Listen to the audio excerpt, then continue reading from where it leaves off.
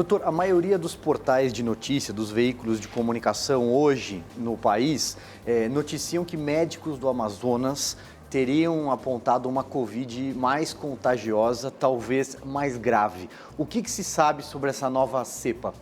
A gente teve umas conversas, até no fim de semana passada, tive até conversando bastante com o Roberto Zeballos, ele com o Paulo Porto, eles estavam trabalhando um documento para apresentar para o Ministério de Saúde, para dar um apoio com relação à situação em Manaus. Eles estão imaginando talvez até o uso de terapia também agregado àquela situação. Talvez ali vai ser um caso particular. Que tipo de terapia, doutor? Desculpa. Só Terapia precoce, de uma forma didática para quem está nos acompanhando. Terapia precoce, eles estão vendo a possibilidade de usar moléculas que possam ter uma ação antiviral no começo.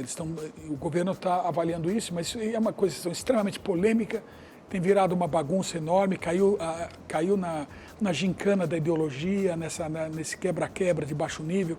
Então, mas de qualquer maneira, é uma possibilidade, porque, por exemplo, mesmo as mutações que a gente está vendo nos vírus acontecendo agora, se qualquer mutação dessa de fato afetar a atividade vacinal, ou forem mutações que a gente pode dizer que conferem escape imune, ou seja, um novo vírus mutante, ele não é detido pela imunidade gerada como o vírus anterior. Se acontecer uma coisa dessas, nós temos que pensar seriamente em tratamentos, intervenção farmacológica. E aí nós vamos ter que voltar para moléculas que a gente não pode mais nem falar o nome aqui. Ou seja, doutor, só para complementar, até porque essa também é uma pergunta da Eliane Maciel, que nos acompanha, ela mandou a pergunta pelas redes sociais. Uma pessoa que teve a Covid, em tese se considera imunizada, ela pode pegar essa nova cepa do vírus? Pois é esse isso. novo Covid, vamos dizer. A reinfecção. Para eu poder afirmar isso, a gente tem que fazer um ensaio que chama Plaque Reduction Neutralization Test, PRNT. Como é que a gente faz isso daí? Esse teste de redução de formação de placa é pegar o soro dessa pessoa, que já teve a primeira infecção, e agora colocar esse soro na presença desse novo vírus e ver se ele infecta a célula em garrafinha. E quão bem ele infecta. Como a gente não tem esse dado, é tudo especulação.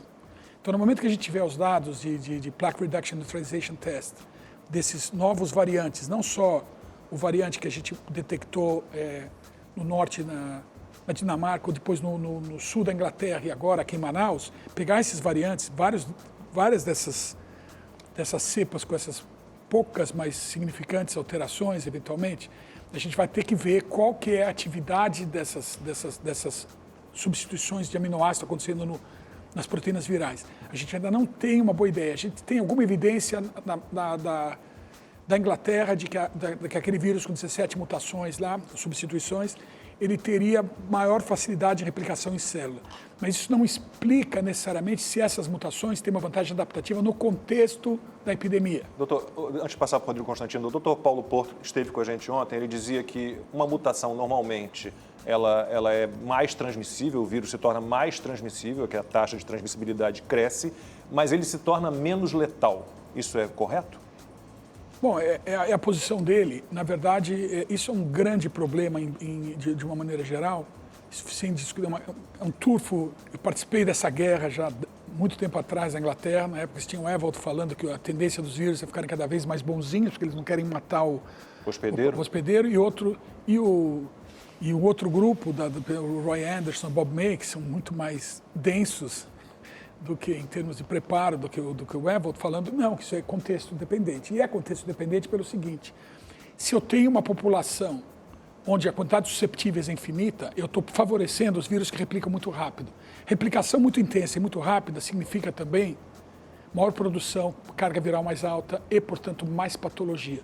Então, a gente pode ter situações, a gente está incentivando mutações que vão aumentar a velocidade de replicação e, eventualmente, até patogênese, tá? Já quando eu começo a ter uma restrição dos susceptíveis, a população dos susceptíveis está colapsando, eu estou favorecendo sobreviver o vírus que replica mais devagar, que tem mais tempo de passar de uma pessoa para outra, porque agora os eventos de transmissão são mais raros e escassos. Então, não estou dando mais mérito para o rapidinho, estou dando mérito para o mais calmo e mais recatado.